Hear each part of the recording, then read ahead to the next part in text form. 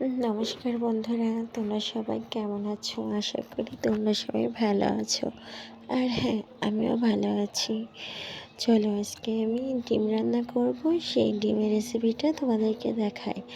আমি আজকে ডিমের কোরমা রান্না করব। তো ডিমের কোরমা রান্নার জন্য আমি প্রথমে 4টা ডিম নিয়েছি, তারপরে একটা নারকেলের হাফ নিয়েছি। হাফ নিয়ে সেই নারকেলটা আমি ভালোভাবে কুড়িয়ে নিয়েছি। কুড়িয়ে নিয়ে আমি ওর থেকে নারকেলের দুধটা বের করেছি, করে আলাদা করে রাখছি। তারপরে ডিমটাকে আমি সিদ্ধ করে ভালো করে লবণ হলুদ মাখিয়ে রেখে দেবো। রেখে দেওয়ার পরে এবার কড়াইটা গরম হয়ে যাওয়ার পরে ওর মধ্যে পরিমাণ মতো তেল দেবো। তেলটা দিয়ে কড়াইয়ের মধ্যে ভালো করে তেলটা নাড়াচাড়া করে নেবো, চারিপাশে লাগাই নেবো তেলটা, যাতে আমার ডিমটা না লেগে যায়।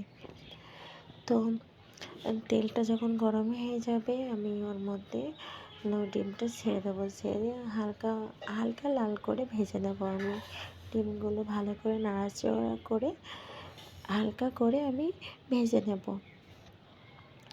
ভাজা হয়ে গেলে আমি ডিমগুলো তুলে নেব। তুলে নিয়ে ওর মধ্যে আমি পেঁয়াজ বাটা আর রসুন বাটা দিয়ে দেবো। দেওয়ার পরে আস্তে আস্তে করে ভাজবো। ভাজার পরে যখন হালকা হালকা বাদামি রঙের পেঁয়াজ বাটা আর রসুন বাটাটা হয়ে যাবে, সে সময় আমি ওর মধ্যে দুটো দিলে তেজপাতা দিয়ে দেবো। তেজপাতা দেওয়ার পরে যখন পুরোটা ভাজা হয়ে যাবে, সে সময় আমি ওর মধ্যে লবণ হলুদ, তারপরে ঝালের গুঁড়া পরিমাণ মতো দিয়ে দেবো। দিয়ে আবারও নাড়াচাড়া করবো। নাড়াচাড়া করার পরে যখন ভালোভাবে হয়ে যাবে ওই ভাজাটা, সেই সময় হ্যাঁ, এর মধ্যে আমি জিরে আদা বাটা দিয়েছিলাম। দেওয়ার পরে কিন্তু ওই লবণ হলুদ শুকনো ঝালের গুঁড়ো দিয়েছিলাম, কিন্তু জিরে আর আদা যখন দিয়েছিলাম সে সময় আমি ক্যামেরা অন করতে ভুলে গেছিলাম। এবার ভালো করে ভাজা হয়ে গেলে আমি ওর মধ্যে পরিমাণ মতো নারকেলের দুধটা আমি রেখেছিলাম, সেই নারকেলের দুধটা দিয়ে মশলাটা আমি ভালোভাবে কষিয়ে নেব। তো নারকেলের দুধটা দিয়ে আমার মধ্যে কষিয়ে নেব। এই যে নারকেলের দুধটা দিয়ে আমি ভালোভাবে ওই মশলার মধ্যে দেব।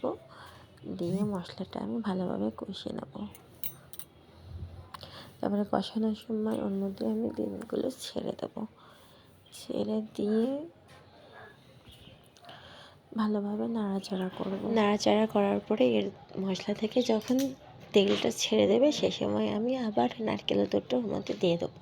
এর মধ্যে কোনো আমি বাড়তি কোনো জল দেবো না, ওই নারকেলের দুধটাই আমি ওর মধ্যে দেবো। আর হ্যাঁ, ডিমের কোরমাটা মিষ্টি মিষ্টি খেতে হয়, তাই এর মধ্যে আমি সামান্য পরিমাণে মিষ্টি অ্যাড করবো, মানে চিনি দেবো। তারপরে হয়ে যাওয়ার পরে এর মধ্যে আমি গরম মশলার গুঁড়ো দিয়ে ভালোভাবে যখন হয়ে যাবে, তখন আমি লাস্টে এর মধ্যে গরম মশলার গুঁড়ো দেবো, দিয়ে নামিয়ে নেব। আপনাদের কাছে কেমন লাগলো?